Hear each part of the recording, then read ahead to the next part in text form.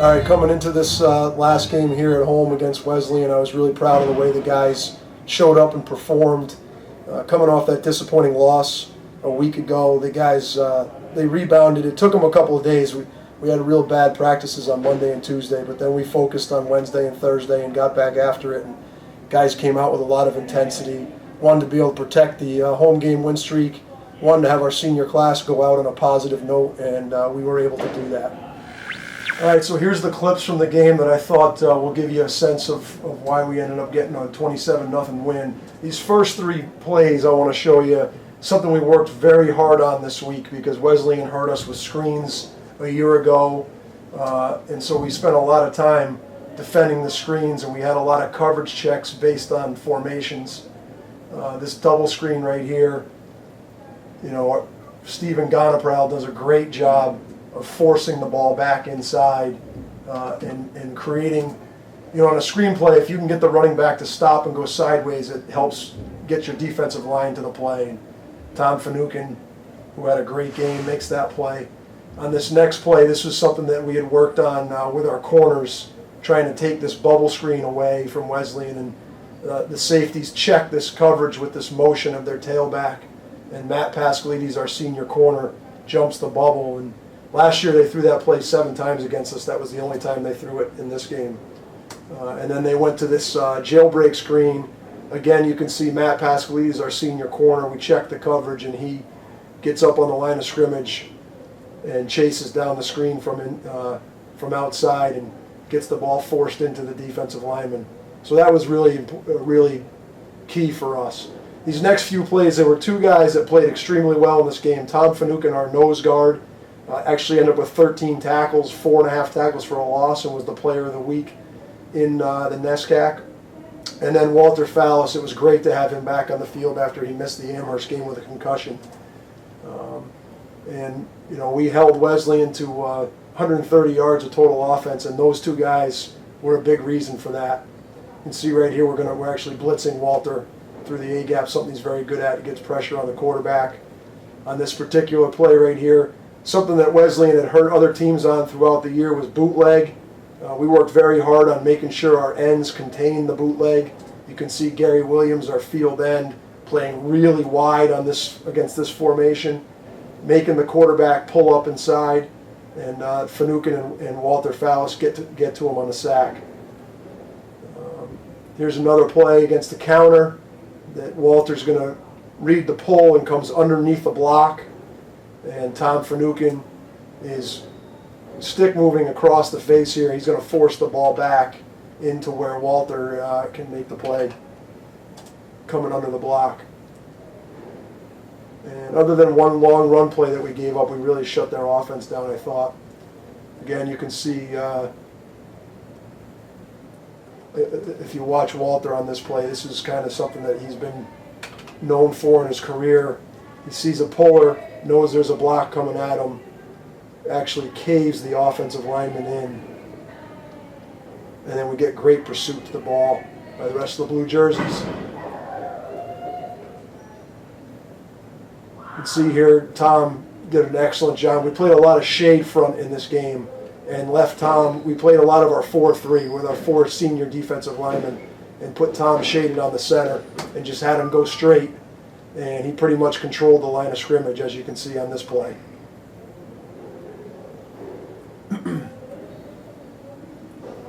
Here comes Walter again on a blitz on a pass play. And then Matt Del Conte, our other senior nose guard, ends up finishing off the sack.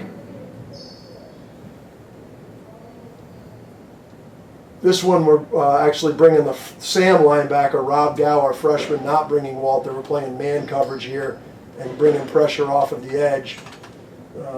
And Rob Gow comes clean, timed up the blitz very well.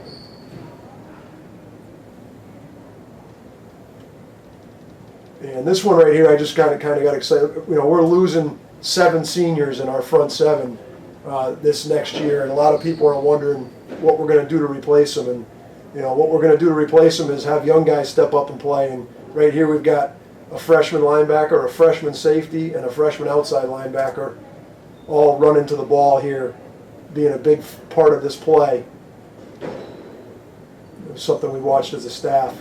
Now, offensively, we struggled in this game to get any consistency, but we did get a good game out of Evan Bunker in the run game. Here you're going to see on an outside zone play a real good block by our junior tackle, Mac McGinty, here on the reach, and then a nice job by senior tight end, Alan Even, and Evan's going to hit the ball right in between the two of them.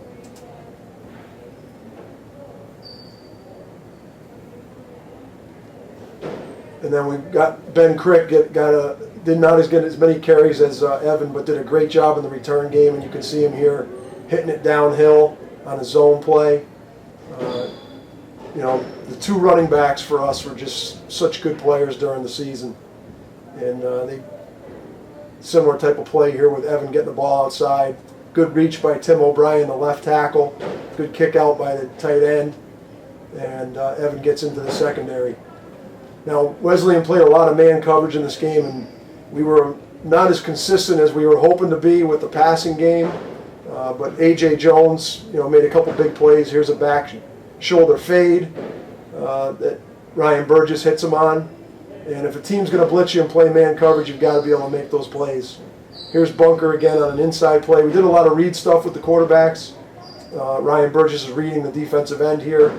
The defensive end is staying on the quarterback, so he's giving the ball.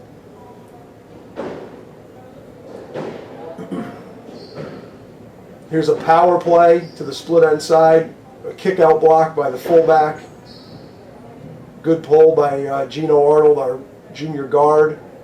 And Bunker hits it right in between them.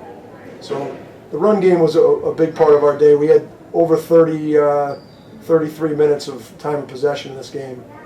Here's our other quarterback, Headley Jennings. Again, you're seeing the man coverage. A.J. Jones up top does a nice job with the double move.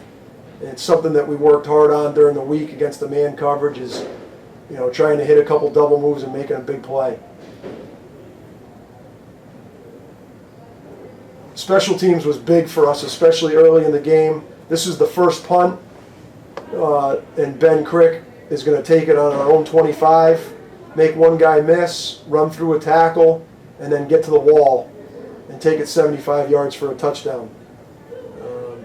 Ben is our most explosive player, and it was great to see him get off to the start with the punt return there.